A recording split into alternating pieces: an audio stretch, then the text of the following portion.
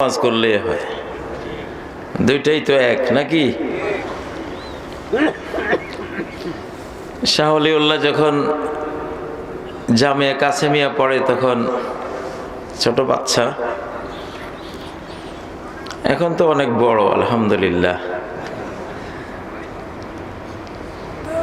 অনেক সময় বাপের থেকে পুতেরা লম্বা হয় বেশি, বড় হয় বেশি নাকি? নিয়ম আছে না নাই?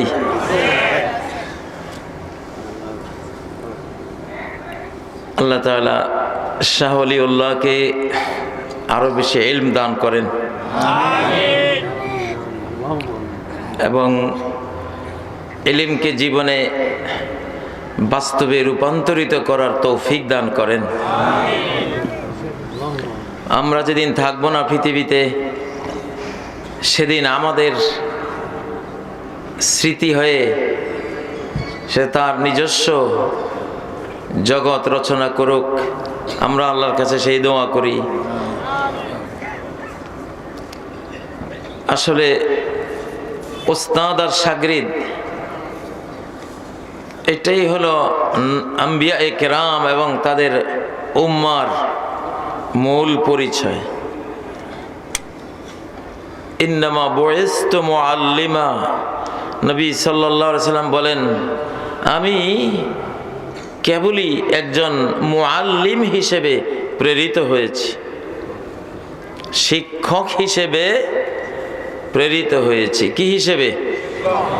শিক্ষক, মুআল্লিম। পৃথিবীতে শিক্ষকের চেয়ে উচ্চ মর্যাদা আর কারো নাই। লা আশরাফা ওয়ালা আজাল্লা মিনাল্লাযী ইয়াবনি ওয়া ইউনশিউ আনফুসান ওয়া উকুলা। পৃথিবীতে ওই মানুষটির চেয়ে অধিক অভিজাত, সম্মানিত এবং মহান আর কে হতে পারে, যে প্রজন্মের জাতির ভবিষ্যৎ কর্ণধারদের মনটাকে সাজিয়ে দেয়, গড়ে দেয়, উকুলা তার বিবেকটাকে নির্মাণ করে দেয়। ওস্তাদদের কাজ হলো দুটো জিনিস, একটা হলো হৃদয়টা, মনটা গড়ে দেয়া, আর বিবেকটা নির্মাণ করে দেয়া। সাহাবায়ে কেরাম কোথাও গেলে তৎকালীন বিশ্বের মানুষ চিনত হাজা তিলমিজ ও মুহাম্মাদিন সাল্লাল্লাহু আলাইহি ওয়াসাল্লাম, যে মুহাম্মদ সাল্লাল্লাহু আলাইহি সাল্লামের ছাত্র। আল্লাহু আকবার।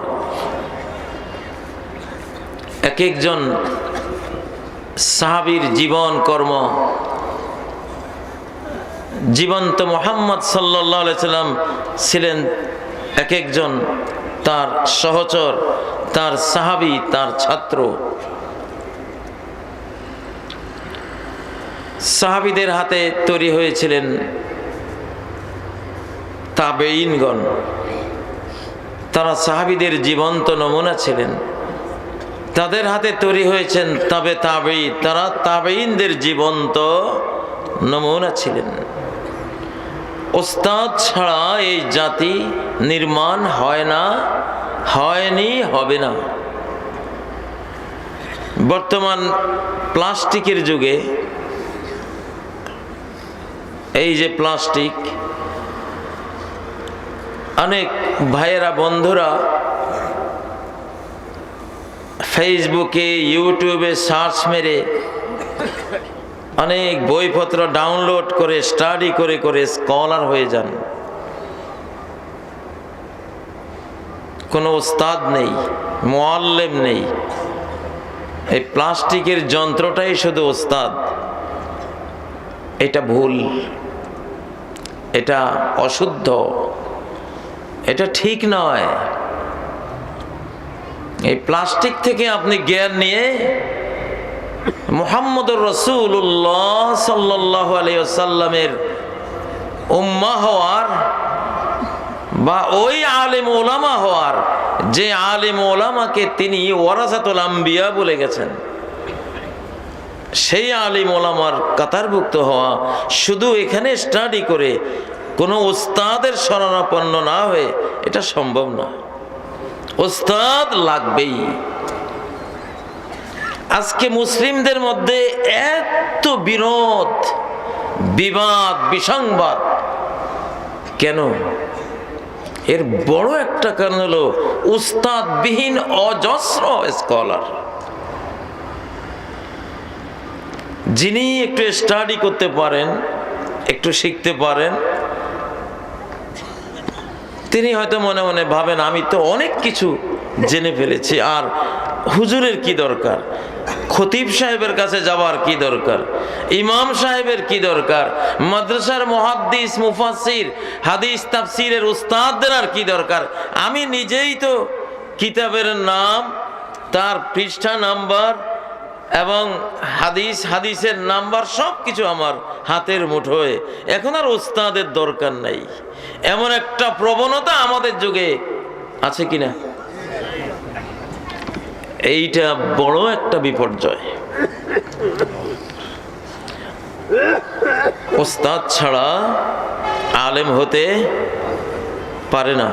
সহিহ বুখারীতে মুআবিয়া রাদিয়াল্লাহু তাআলা আনহু বলেন, ওয়া ইন্নামাল ইলমু বিত্তাআল্লুম, ইলম বা জ্ঞান এটা নিতে হবে উস্তাদ থেকে শেখার মাধ্যমে, উস্তাদ থেকে শেখার মাধ্যমে।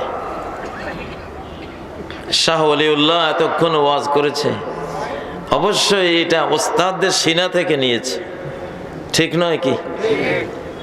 উস্তাদদের সিনা থেকে নেয়ার পরে বই স্টাডি করলে সেটাতে বরকত হয়।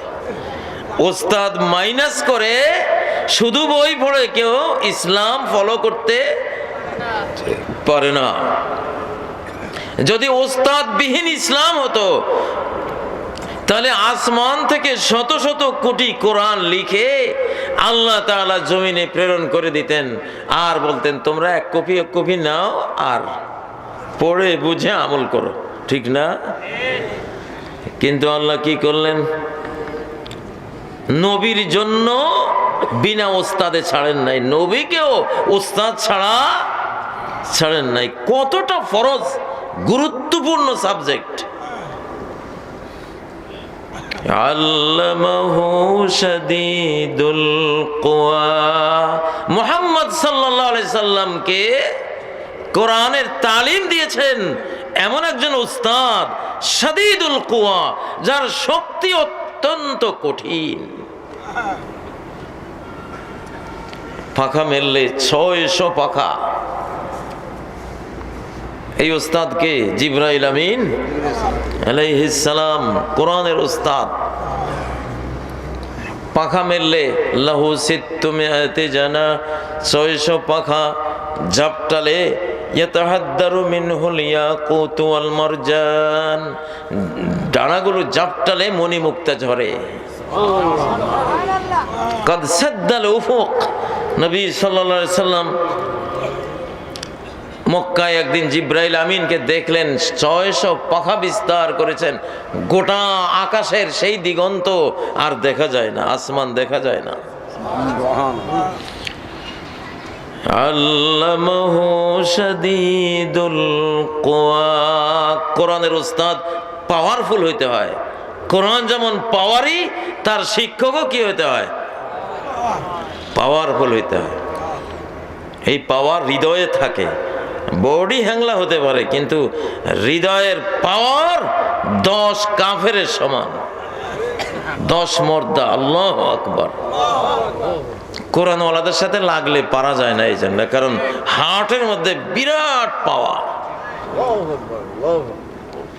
ইয়াকুম মিনকুম 20 সাবিরুনা ইয়াগলিবু মিআতাইন। আল্লাহ তাআলা সূরা আল আনফালে বলেন, তোমরা যদি 20 জন হও তাহলে 200 জনকে পরাজিত করতে পারবে। একজন সমান 10 জন, ঠিক নয় কি? আল্লামাহু শাদীদুল কুওয়া। তাহলে নবীর যেখানে ওস্তাদ লিখেছে, আপনাদের লাগবে কিনা? কার কার ওস্তাদ আছে হাত তোলেন দেখি আজকে। ওস্তাদ মানে কোরআন হাদিসের ওস্তাদ রানিং আছে কার কার? ওস্তাদের সাথে নিয়মিত সম্পর্ক আছে? হ্যাঁ, এই জায়গাটা পীর মুরিদি দিয়া মিসগাইড হয়ে গেছে। জায়গাটা ছিল ছাত্র শিক্ষকের, এটা ছাত্র শিক্ষকের চেতনা থেকে সরে গিয়ে শুধু পীর মুরিদের মধ্যে গিয়ে একটু ঠেকছে। এটা ঠিক হয়নি। আল কাফাতু আনিল কাফা, আত-তাবাকাতু আনিত তাবাকা। এই উম্মাহ প্রত্যেক অগ্রবর্তী জেনারেশন পরবর্তী জেনারেশনের সকলকে তারা শিক্ষা দেবে। অগ্রবর্তী আগের ওয়ালারা সবাই উস্তাদ, পরের ওয়ালারা সবাই ছাত্র। পুরো একটা জেনারেশন আরেকটা জেনারেশন থেকে তাদের সিনা থেকে জ্ঞান নিয়ে তারা মুসলিম হবে, ইসলামের বিদ্বান হবে। এখনো বুঝেন নাই ওস্তাদের মর্ম। ছাত্র জীবনে ওস্তাদের সামনে বসলে চুপচাপ বসে আছি, ওস্তাদও চুপচাপ। কিতাবের কঠিন কঠিন জায়গা সমস্যা সমাধান হয়ে যাচ্ছে, নীরব। বলা বলি ছাড়াই ওস্তাদের হাড় তো বিকিরণ করে, নূরটা বিকিরণ করে, আলো ফ্লাশ হয়। ওস্তাদের সামনে গেলে আপনার জ্ঞান ডাউনলোড হতে থাকবে আপনার ভিতরে। মোবাইল শেয়ার ইটের মতো। মোবাইলে শেয়ার ইট আছে না নাই? মোবাইল টু মোবাইল তথ্য যায় কিনা? হাজার হাজার তথ্য যায় কিনা? হার্ট টু হার্ট এর চেয়েও বেশি জ্ঞান যায়। আল্লাহু আকবার। এই জন্য ওস্তাদ লাগে। ইমাম শাফিঈ বলেন, 6টি জিনিস ছাড়া তুমি জ্ঞান অর্জন করতে পারবে না।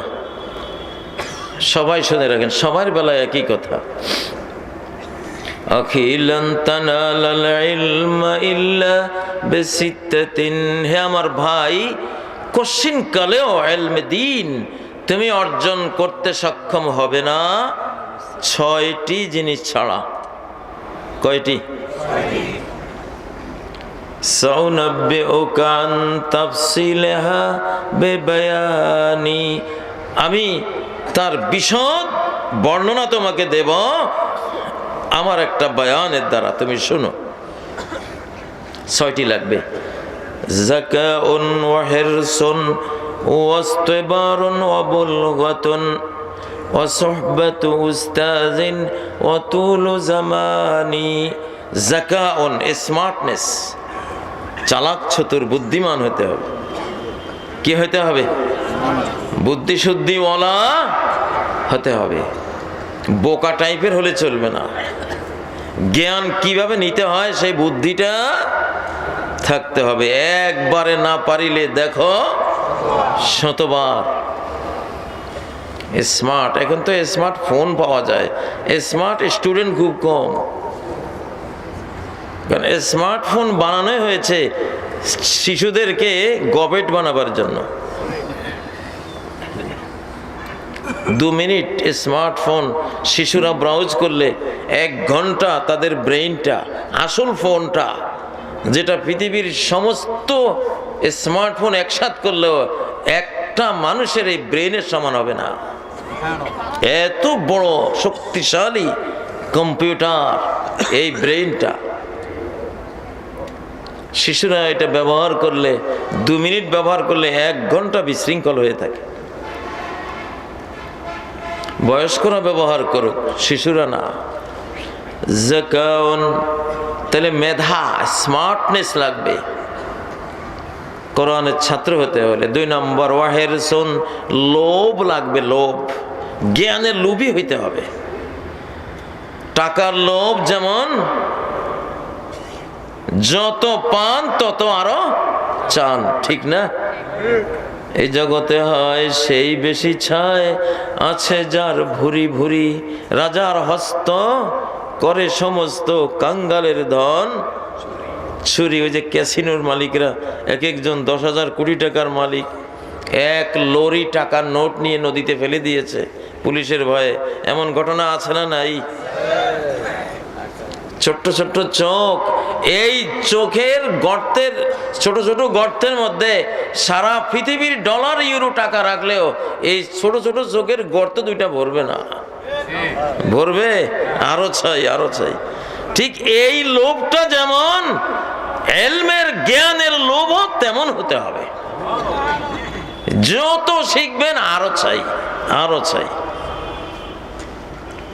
আমরা যে শিশুকালে যে জ্ঞানের পিছনে ছুটেছি আজ পর্যন্ত, এই যে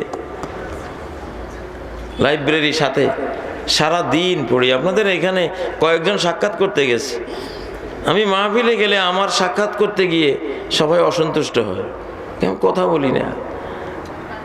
আমি এটা নিয়ে থাকি যে আমি যে তোমাকে কিছু দেব, আগে তো আমি নেব নাকি? আগে আমি ছাত্র, আমি জ্ঞানের ছাত্র, আমি এখনো ছাত্র। আমি আসলে কোনো শায়েখ ওস্তাদ যা আপনারা বলেন আমি মনে করি না। আমি আজীবন ছাত্র, 10-12 ঘন্টা এখনো পড়ি আলহামদুলিল্লাহ। হিরস, লোভ থাকতে হয়। এই ইলম তো সালাত, আদ-দিরাসাতু সালাতুন। কোরআন কিতাব পড়া এটা আরেকটা সালাত, আরেকটা নামাজ। সালাতের সমান সওয়াব, বরং নফল সালাতের চেয়ে এটার সওয়াব বেশি। নফল সালাত পড়ার জন্য মসজিদে যাচ্ছেন, কোথাও যাচ্ছেন, ফেরেশতারা কি পাখা বিছিয়ে দেবে? দেবে না। কিন্তু এই ইলম অন্বেষার জন্য যে মাহফিলে এসেছেন, পথে ঘাটে ফেরেশতারা অবশ্যই নুরানি পাখা বিছিয়ে দিয়েছে। আল্লাহু আকবার। আপনারা মনে করেন দুনিয়ার যারা শিল্পী, আউল বাউল, তাই না, নট নটি, এদের কত প্রটোকল থাকে, কতজনে ওয়েলকাম জানায়। কিন্তু আপনাদেরকে যে ফেরেশতারা ওয়েলকাম জানায়, গার্ড অব অনার দেয়, এটা তো চোখে দেখেন না। তো চোখে না দেখলে কি হবে? নবী মুহাম্মদ সাল্লাল্লাহু আলাইহি সাল্লামের কাছে শুনলে আমাদের এই চোখে আর দেখার কোনো প্রয়োজন আছে? আমরা চোখের দেখাকে যা বিশ্বাস করি, নবী মুহাম্মদ সাল্লাল্লাহু আলাইহি সাল্লামের মুখে শুনলে তার চেয়েও বেশি বিশ্বাস করি, ঠিক না? নবীজিকে আমরা দেখেছিলাম? দেখি নেই। উনি যে এক একটা হাদিস বলেছেন আমরা দেখেছি। কোরআন আয়াত যে নাজিল হচ্ছে ওনার উপরে দেখেছি, কিন্তু বিশ্বাসটা তো ভরা মন নিয়ে করছি আলহামদুলিল্লাহ, ঠিক নয়? তাহলে বর্তমান প্রজন্ম, তোমরা যেই ধারায় জ্ঞান শেখো একটু চেঞ্জ করতে হবে। মানে এখানে পড়ো, কিন্তু হাদিসটা নিয়ে একজন ওস্তাদের কাছে বসবে, ওস্তাদ জি এই হাদিসটা পড়লাম, আমি এই বুঝলাম, বুঝটা কি ঠিক আছে? বা আপনি একটু আমাকে পড়িয়ে দেন। ইন্নামাল আমালু বিন্নিয়াত ওয়া ইন্নামা লিমরিইম মা নাওয়া ফামান কানাত হিজরাতুহু ইলাল্লাহি ওয়া রাসূলিহি ফাহিজরাতুহু ইলাল্লাহি ওয়া রাসূলিহি। ওস্তাদের কাছে আপনি যখন এই সবকটা নিলেন, তখন মুহাম্মদ সাল্লাল্লাহু আলাইহি সাল্লাম পর্যন্ত আপনার কানেকশন হয়ে গেল, সিনা টু সিনা। এবং নবীজির মাধ্যমে জিবরাইলের সাথে কানেকশন হয়ে গেল, জিবরাইলের মাধ্যমে আল্লাহর সাথে কানেকশন হয়ে গেল। কারণ এই ইলমে দ্বীনের প্রথম উস্তাদ কে? আল্লাহ। প্রথম উস্তাদ কে? আল্লাহ। এর চেয়ে বড় সৌভাগ্য পৃথিবীতে আর কি হতে পারে বলেন? আর রহমান আল্লামাল কোরআন। রহমান তিনি এই তালিম দিয়েছেন কোরআন, ঠিক নয় কি? তাহলে কোরআনের প্রথম মুআল্লিম কে? আল্লাহ। এই জন্য সনদ লাগে। আল্লাহ কাকে শিখালেন? জিবরাইলকে। জিবরাইল কাকে শিখালেন? মুহাম্মদ সাল্লাল্লাহু আলাইহি সাল্লামকে। মুহাম্মদ সাল্লাল্লাহু আলাইহি সাল্লাম কাকে শিখালেন? সাহাবীগণকে। সাহাবীগণ কাকে শিখালেন? তাবেঈগণকে। তাবেঈগণ কাকে শিখালেন? তাবেঈনদেরকে। এইভাবে চলতে চলতে 2020 সাল পর্যন্ত এইভাবে চলতেছে। আল্লাহু আকবার। তাহলে সনদ লাগে, কি লাগে? ওস্তাদের কাছে বসে পড়তে হয়। এই জন্য আমরা বুখারী পড়ি, ওস্তাদের কাছে পড়েছি, আদ্যপান্ত পড়েছি, কোরআন আগা গোড়া পড়েছি। তাহলে বিদ্যুতের তার যেমন কাপ্তাইয়ের সাথে হোক বা যে কোনো পাওয়ার হাউসের সাথে সম্পর্ক না হলে এই বিদ্যুৎ কি? তার আছে কিন্তু ভিতরে জিনিস নাই। পাখাও লাগানো আছে, বাতি সেট করা আছে, মাইকেও লাগানো আছে, কিন্তু না আওয়াজ আছে, না আলো আছে, না ঘূর্ণি আছে, কিছুই নেই। কারণ কি? পাওয়ার হাউসের সাথে সম্পর্ক নাই। বুঝতেছেন? আমার মনে হয় আজকে হঠাৎ করে এটা মনে এসে, বিষয়টা অত্যন্ত জরুরি একটা বিষয়। ওস্তাদ লাগলে, ওস্তাদ থাকলে শয়তান আর আপনাকে বিভ্রান্ত করতে পারবে না। ফাসালু আহলায যিকরি, তোমরা গিয়ে সওয়াল করো, ছাত্র হয়ে গিয়ে জিজ্ঞাসা করো জিকিরওয়ালা অর্থাৎ কোরআনওয়ালা হাদিসওয়ালা ওস্তাদকে। আল্লাহু আকবার। তাহলে জ্ঞান শিখতে কটা জিনিস লাগে? একটি কি? স্মার্টনেস, মেধা। যাকাউন, মেধা কাকে বলে? মেধা হলো পরিণতির সাথে ম্যাচিং করা, জীবনের শেষ পরিণতির সাথে ম্যাচিং করাকে মেধা বলে। বুঝেন না? সরকারি বিদ্যুতের হাজার হাজার কোটি টাকার জিনিস পড়ে আছে, থাকে না এরকম? সিসি ক্যামেরা লাগানো আছে, পুলিশ অফিসে বসে সিসি ক্যামেরার মনিটরিং এর মধ্যে আছে। চোর একটা এখান দিয়ে যাইতে তার কেবল লোভ হচ্ছে, এত কোটি টাকার জিনিস, দুই তিনটা জিনিস যদি নিয়ে যাইতে পারতাম। কিন্তু চোরে দেখলো যে সিসি ক্যামেরা।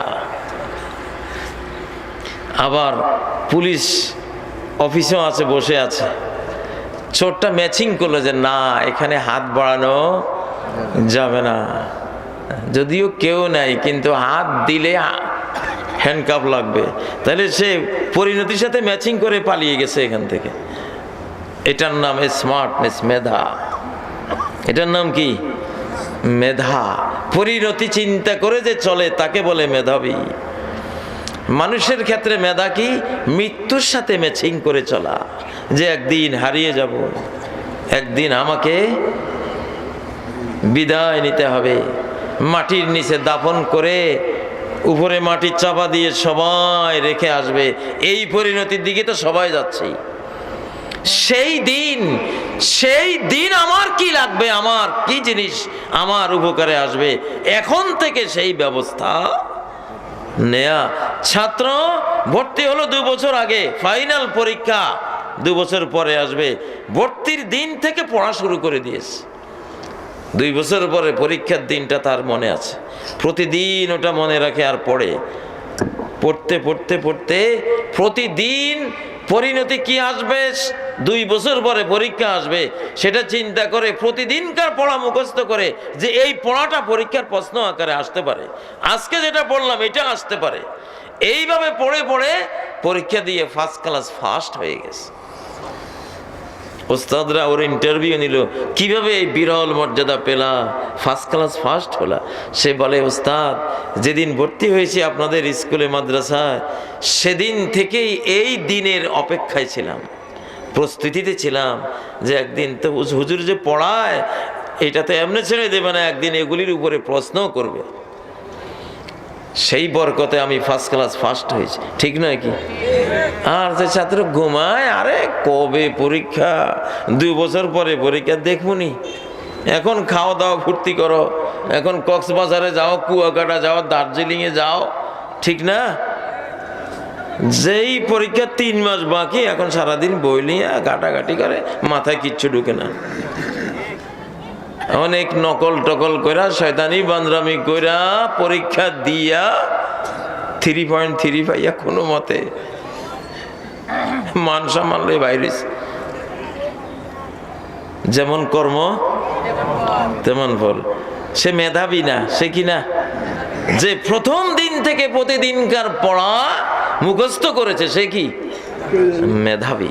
এটাকে মেধা বলে। মৃত্যুকে সামনে রেখে রেখে চলা, যে এটা করে, নবীজির দরবার থেকে তাকে বলা হয়েছে আজকান নাস। সাহাবায়ে কেরাম প্রশ্ন করলেন, আইয়ুল মুমিনিনা আজকা, মুমিনদের মধ্যে কোন মুমিন সবচেয়ে মেধাবী? নবীজি বলেন আকসারুহুম লিল মাউতি যিকরা, যে মুমিন মৃত্যুর কথা সবচেয়ে বেশি স্মরণ করে সে সবচেয়ে বড় মেধাবী, সেই ডক্টর, সেই প্রফেসর, সেই বুদ্ধিজীবী, সেই জ্ঞানী। আল্লাহু আকবার। তাহলে 1 নম্বর জ্ঞানী হতে হলে কি লাগবে? মেধা লাগবে। 2 নম্বর ওয়াহিরসুন, লোভ লাগবে। কি লাগবে?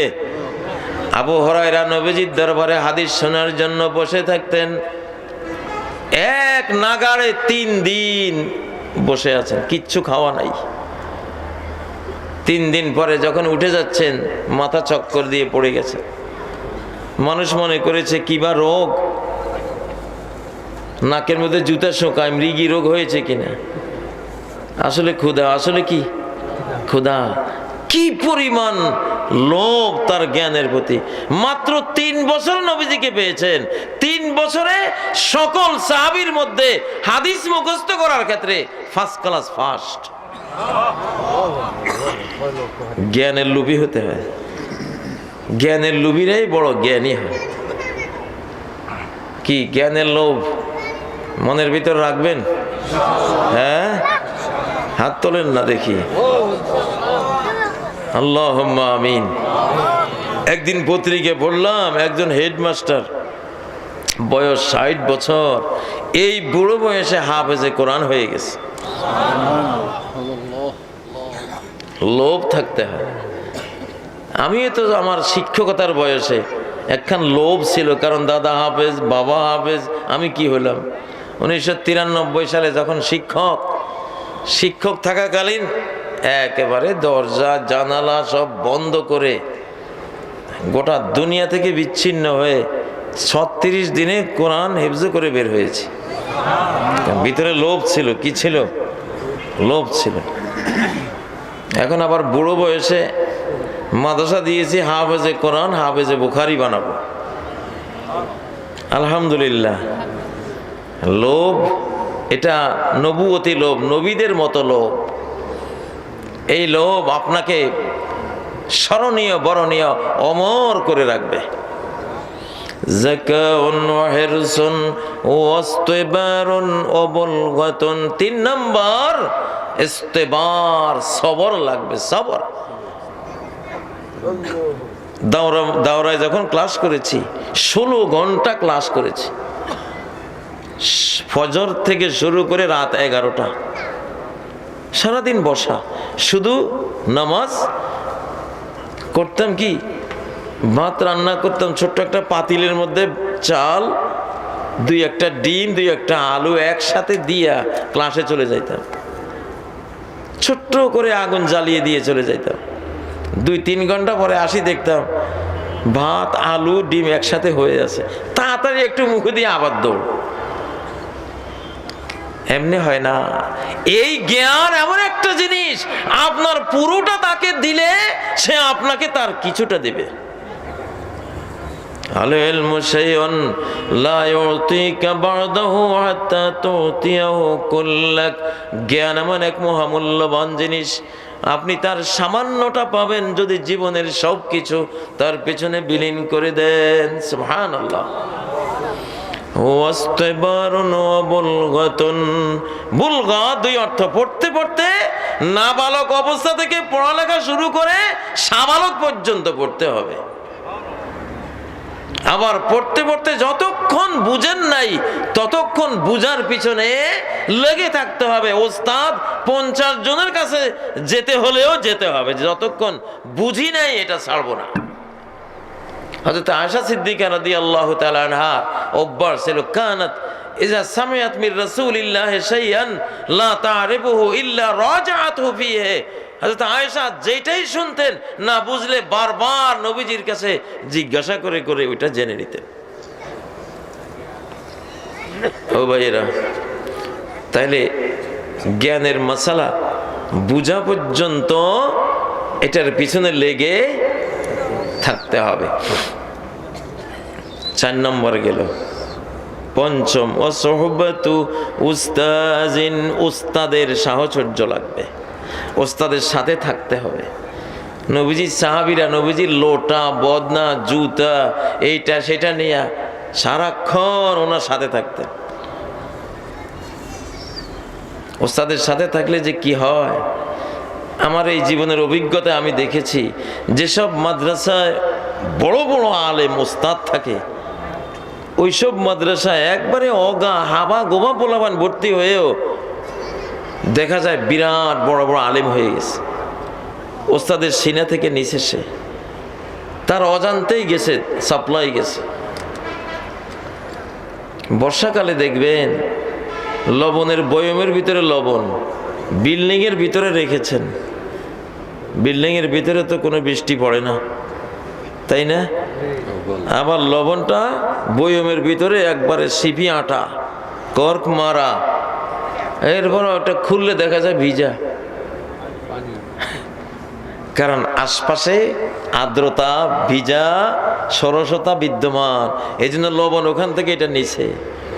যেখানে বড় বড় আলেম উস্তাদরা থাকে, গোটা পরিবেশটার মধ্যে এলমের একটা নূর সেখানে ছড়িয়ে থাকে। আপনি ওটার ভিতরে ঢুকলে আপনার হৃদয়ের ভিতরে জ্ঞান যেতে থাকবে। তিরমিজির মধ্যে একটি হাদিস রয়েছে, আনাস ইবনে মালিক রাদিয়াল্লাহু তাআলা আনহু বলেন, লাম্মা কানাল ইয়াউমুল্লাযী দাখালা ফীহি an-নবী সাল্লাল্লাহু আলাইহি ওয়াসাল্লাম আল-মদিনা, ওই দিন যেই দিন মুহাম্মদ সাল্লাল্লাহু আলাইহি সাল্লাম মদিনা শহরে ঢুকলেন, আদা আমিনহা কুল্লু শাই, গোটা মদিনার সবকিছু নবীজির জ্ঞানের ঈমানের নূরে যেন ঝলমলিয়ে উঠলো গোটা মদিনা। আল্লাহু আকবার! ওস্তাদের প্রভাবটা কি! فلما كان اليوم الذي مات منها النبي صلى الله عليه وسلم أظلم منه كل شيء, কিন্তু যেই দিন মুহাম্মদ সাল্লাল্লাহু আলাইহি সাল্লামের মৃত্যু হয়ে গেল, সেদিন দেখলাম গোটা মদিনার সকল কিছু অন্ধকারে ছেয়ে গেল। ওস্তাদ থাকলে কি হয় আর না থাকলে কি হয়। নবীজির এক ছাত্র হানজালা, উনি বলেন, ইয়া রাসূলুল্লাহ, আপনার সামনে যখন থাকি, সহিহ বুখারীর হাদিস, তুযাক্কিরুনা বিল জান্নাতি ওয়ান নারি কান্নারু আইন, আপনার সামনে থাকলে জান্নাত জাহান্নামের ওয়াজ যখন করেন, মনে হয় যেন চোখ দিয়ে জান্নাতও দেখতে পাচ্ছি, জাহান্নামও দেখতে পাচ্ছি। এমন ইয়াকিন, এমন ইলমের নূর, জ্যোতি দ্যুতি আলো হৃদয়ে প্রবেশ করে। কিন্তু যখন দূরে চলে যায়, আনকারনা কুলুবানা, এই নূর আর পাই না। নবীজি বললেন, হানজালা সাআতুন সাআ, যখন উস্তাদের সামনে থাকবা তখন যে জ্ঞান, যে আলো জ্যোতি পাবা, দূরে গেলে কি এটা পাবা? এবার বলেন, উস্তাদ লাগে নাকি লাগে না? হ্যাঁ, উস্তাদ লাগে। এটা বড় সৌভাগ্য আপনার। বাংলাদেশে আলহামদুলিল্লাহ ওলামা আছে, অনেক ওলামা আছে, যেখানে যেই মাপের পাওয়া যায় ওনার সাথে সম্পর্ক রাখবেন। আবার মনে করেন না যে হুজুর নিজেদের অ্যাডভার্টাইজ করতেছে, না, এটা সিস্টেমটা এই উম্মতের, এটাই সুন্নাহ। ইন্নামাল ইসনাদু মিনাদ-দ্বীন, সহিহ মুসলিমের ভূমিকার মধ্যে আল মুকাদ্দিমার মধ্যে এই হাদিসটি আছে যে সনদ নেয়া, ওস্তাদ থেকে জ্ঞান আহরণ করা, নিজের একজন ওস্তাদ থাকা, দুজন ওস্তাদ থাকা। আগের যুগের ইমাম বুখারীদের হাজার হাজার ওস্তাদ, শত শত ওস্তাদ এক একজনের ছিল। ওস্তাদের থেকে সনদ নেয়া, এটা দ্বীনের, ইসলামের পাঠ, অংশ। সুবহানাল্লাহ।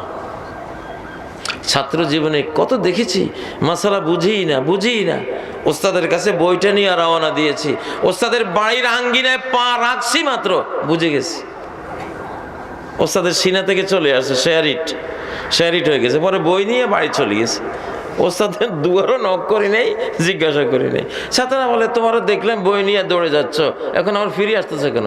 ভাই, ওস্তাদের উঠানে যাইতেই বুঝটা চলে আসছে, তো খামাখা ওনারে কষ্ট দেবো কেন? আল্লাহু আকবার। আপনাদের মতো মানুষদের, যারা পড়ার বেশি সুযোগ পান না, ওস্তাদ যে কত বড় রহমত। আচ্ছা, আপনার যদি রসের গোল্লা খাইতে মন চায়, আপনি কি রসের গোল্লা নিজে বানাইয়া খাইতে পারবেন? এটা কি সম্ভব? জনে জনে রসগোল্লা বানানো সম্ভব? তাইলে বুদ্ধিটা কি? রসগোল্লা যার কাছে আছে ওখানে গেলেই তো, হাত বাড়াইলেই তো পাওয়া যাবে নাকি? উস্তাদের কাছে জ্ঞানগুলি রসগোল্লা আকারে বানানো রেডি করা আছে, না আমার কাছে নাই, ওনার কাছে গেলে তো সব রেডি, ঠিক না? একটা সিনার ভিতরে সবগুলো জ্ঞান আপনি সহজেই ওনার থেকে নিতে পারেন। ইন্নামাল ইলমু বিত্তাআল্লুম, ইলম জ্ঞানের নূর, এটা আসবে উস্তাদ থেকে নেয়ার মাধ্যমে। আচ্ছা, তাহলে 5 নম্বর গেল, উস্তাদের সাহচর্য লাগবে। ওয়াসহবাতু উস্তাজিন ওয়া তুলু জামানি, দীর্ঘ কাল পর্যন্ত, অর্থাৎ মৃত্যুতে, জন্ম থেকে দোলনা পর্যন্ত, দোলনা থেকে কবর পর্যন্ত জ্ঞানের পিছনে লেগে থাকতে হবে। আল্লাহু আকবার। এই 6টা জিনিস হলে আপনি কি হইতে পারবেন? জ্ঞানী হইতে পারবেন। ইমাম শাফি রহমতুল্লাহ আলাইহি ওলামায়ে কেরামের অভিজ্ঞতা লব্ধ এই 6টি জিনিস এই কবিতার মাধ্যমে আমাদেরকে জানিয়েছেন। এগুলি কোরআন হাদিস সম্মত অভিজ্ঞতা লব্ধ বাণী। প্রিয় ভাইয়েরা, যার সিনার মধ্যে এই ইলমে দ্বীন থাকবে আল্লাহ তাকে মাফ করে দেবেন। দলিল আছে না নাই? ফাইন্নাল্লাহা লা ইউআযযিবু কলবান ওয়াআন লিল কুরআন, যে কলব, যে হার্ট আল্লাহর কোরআনকে তার নিজের মধ্যে ডাউনলোড করলো, কোনো দিনও এই মানুষটাকে আল্লাহ তাআলা আযাব দেবেন না। দুনিয়ার আযাব থেকেও মুক্ত হয়ে যাবে। অন্য মানুষের ব্রেন স্ট্রোক হবে, কোরআনওয়ালার ব্রেন স্ট্রোক হবে না। অন্য মানুষের হার্ট অ্যাটাক হবে, কোরআনওয়ালার হার্ট অ্যাটাক হবে না। হৃষ্টপুষ্ট থাকবে। হাদিস মুখস্থ করলে, হাদিস আপনার দ্বারায় যদি জীবন লাভ করে, আপনার চেহারা আজীবন সজীব থাকবে। আমরা যে কোরআন হাদিস চর্চা করি ছাত্র, বিশ্বাস করবেন, নভেম্বর, ডিসেম্বর, জানুয়ারি গেল, 3টা মাস প্রতি রাত ঘুম মারা। গতকাল ফেনী থেকে আরো বহু দূরে সোনাগাজীর ওখানে মাহফিল ছিল, সেখান থেকে আসলাম নরসিংদী ফজরের টাইমে। একটা খেতে সরিষা বুনেছিলাম, সরিষা পেকে গেছে, তুলতে হবে। ফজরের পর সরিষা তুললাম, লাইভ দিয়েছি অবশ্য আছে। সরিষা তুলে আসলাম গাজীপুর মাদ্রাসায়, ইন্টারভিউ ছিল, জুমা ছিল, ইন্টারভিউ নিলাম, জুমা পড়ালাম, আরো অনেক প্রাতিষ্ঠানিক কাজ ছিল, সব করলাম, করে আপনাদের এখানে আসলাম। আর আজকের মতো দুর্দিন আমার আর নাই, কারণ 11টা আমি মাহফিল শেষ করি, আজকে 11টার পরে আমাকে বসাইছেন ঘুমের টাইমে। কিন্তু যখন বসে আছি, কই মনে হচ্ছে কি যে একেবারে আমি নাস্তানাবুদ হয়ে গেছি, মনে হয়? হয় না। এই বরকতটা কিসের? কোরআনের। এই বরকতটা কিসের? এটা আমি কসম করে বলতে পারি, কোরআনওয়ালা ছাড়া, হাদিসের চর্চা করা ছাড়া এই এনার্জি কোনো মানুষের দেহের মধ্যে, মনের মধ্যে আসতে পারে না। আপনারা চর্চা করে দেখেন। তাহলে আলেম হলে লাভ কি? আল্লাহ তাআলার আযাব থেকে কি বেঁচে গেলেন। প্রশ্ন বেশি দিয়েন না, আজকে খুব কম উত্তর দেব, খুব কম। আজকে আমার বাবা একজন উস্তাদ করে ওয়াজ করে গেছে, আর আমি কম ওয়াজ করলে চলবে। আজকে আলেম হলে আরেকটা লাভ কি বলতাম? হ্যাঁ, মনোযোগ আছে?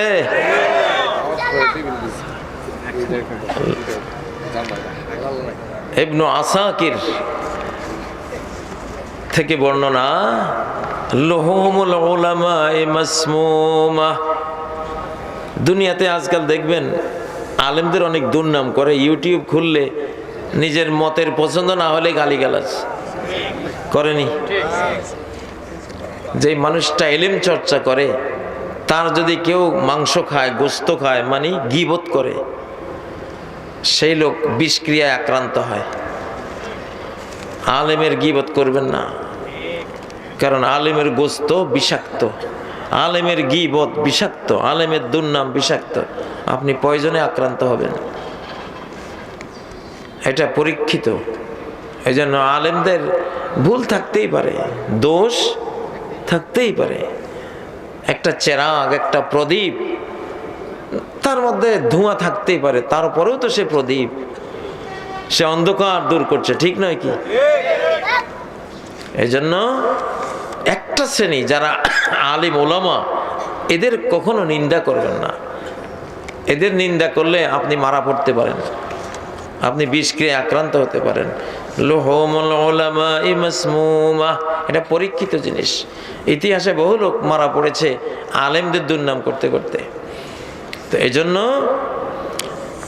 আবু লাহাবের ব্যাপারে যে এমন মারাত্মক দুর্নামের সূরা নাজিল হয়েছে, যেটা আবু জাহেলের ব্যাপারেও নাজিল হয় নাই। কেন? আবু লাহাব কি করতো? নবী সাল্লাল্লাহু আলাইহি সাল্লামের দুর্নাম করতো, গীবত করতো। উনি যেখানেই যেতেন, ওনার দাওয়াত শেষে আবু লাহাব গিয়ে বলতো এই লোকটা মিথ্যুক, আস্তাগফিরুল্লাহ। এই জন্য তাব্বাত ইয়াদা আবি লাহাবিন ওয়া তাব, এমন সে বিষক্রিয়ায় পৌঁছেও গেছিল। আবু লাহাবের মৃত্যুর যে ইতিহাসটা, কুষ্ঠরোগে সারা শরীর পৌঁছে গলে একেবারে শেষ। নবীজির গোস্ত খেয়েছে সে, ওনার দুর্নাম করেছে, তার গোটা দেহ পৌঁছিয়ে দুর্গন্ধ এমন হয়েছিল যে তার নিজের সন্তানরাই তাকে মরুভূমিতে ফেলে আসছে, তাকে দাফনও করে নাই ঠিক মতো। এজন্য এটা পরীক্ষিত, এটা করবেন না। আর আপনি যদি আলেম হন, এলিম ওয়ালা হন, 3 নম্বর লাভ কি? মৃত্যুর পরে আপনি যেই এলিম চর্চা করে গেছেন, ছাত্র রেখে গেছেন, এলমের একটা মাদ্রাসা রেখে গেছেন, আজীবন যত কাল এই সিলসিলা থাকবে, আপনার আমলনামায় সমানে সমানে সওয়াব যাইতে থাকবে।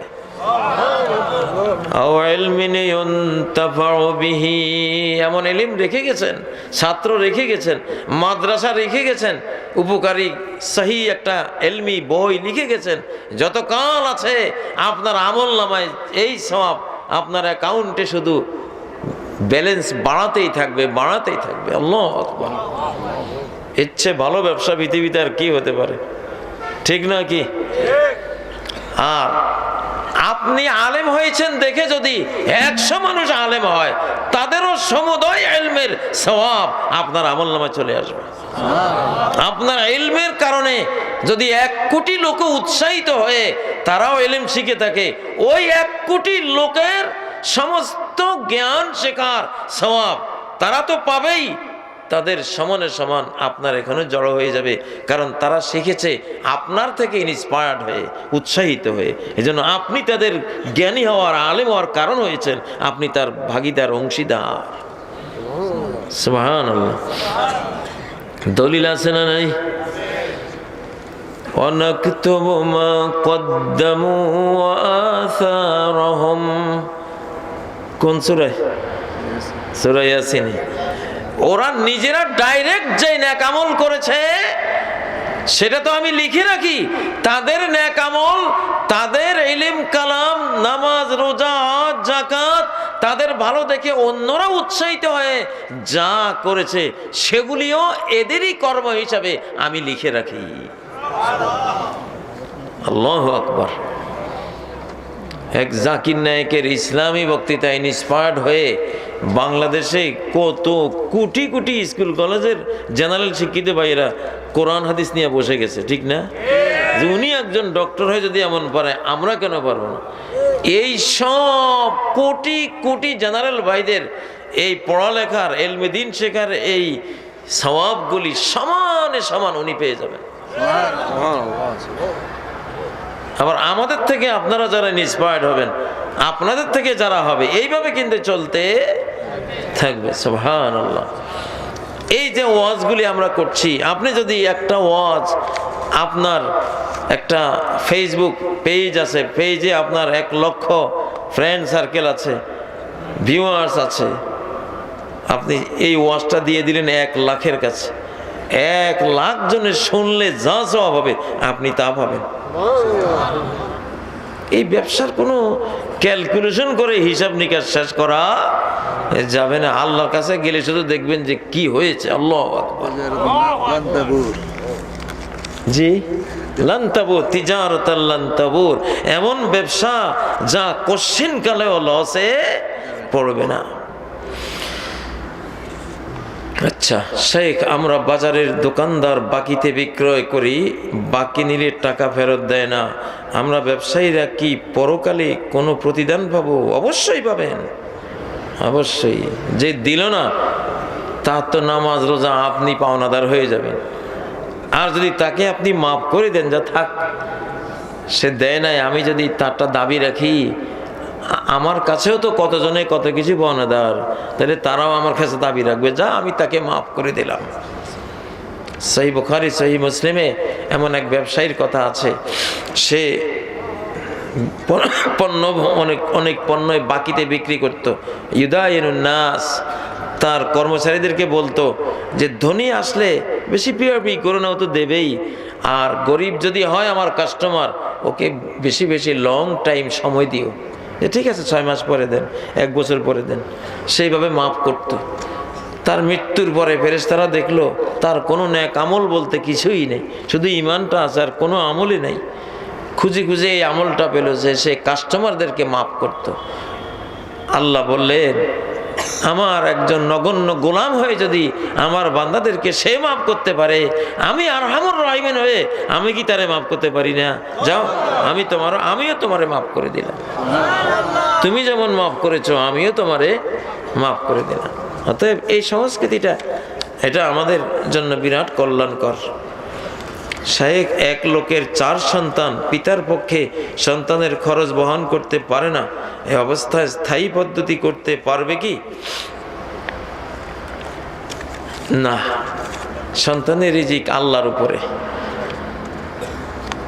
চাঁদের 15 দিন অন্ধকার, পরের 15 দিন আবার আলোকিত, ঠিক না? আজকে না ওরা কষ্টে আছে। আমার বাড়িতে একজন গরিব কৃষকের 7টা ছেলে, উনি বলতো, পাকিস্তান আমলে শুনতাম, এই 7 বাচ্চা আমার 7 লাখ। তখন লাখ মানে বিশাল, আসলে তাই হয়েছে। কি কষ্ট তাদের ছিল। এখন এক একটা ছেলে, কোনোটা ইসলামিক ব্যাংকের অফিসার, কোনোটা কোনো কলেজের প্রফেসর, কোনোটা বড় ব্যবসায়ী, প্রত্যেকটা ছেলে প্রতিষ্ঠিত। তো কষ্ট তো আজকে না, কালকে তো কষ্ট থাকবে না।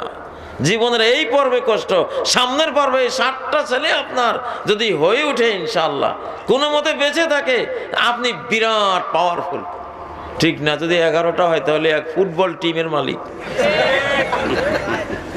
ঠিক না ভাই? ঠিক। আল্লাহু আকবার। এগুলি বিরাট পাওনা। আর সামনে যেই জমানা আসতেছে, ছেলে মেলে বেশি থাকলে, কারণ ইউরোপের সন্তান নাই, আমেরিকান নাই, অস্ট্রেলিয়ার নাই, ওরা তো সব গেছে বাদাম না, ওরা তো নির্বংশ। ওরা বলবে তোমার বাচ্চাটা পাঠাই দাও না, মাসে কত লাগবে বলো। সামনে অবস্থা হবে। স্পেনে হাজার হাজার গ্রাম, একটা লোকও নেই, শত শত স্কুল কলেজ, কেউ নেই, মানুষই নাই। সামনে সবচেয়ে দুর্মূল্য হয়ে যাবে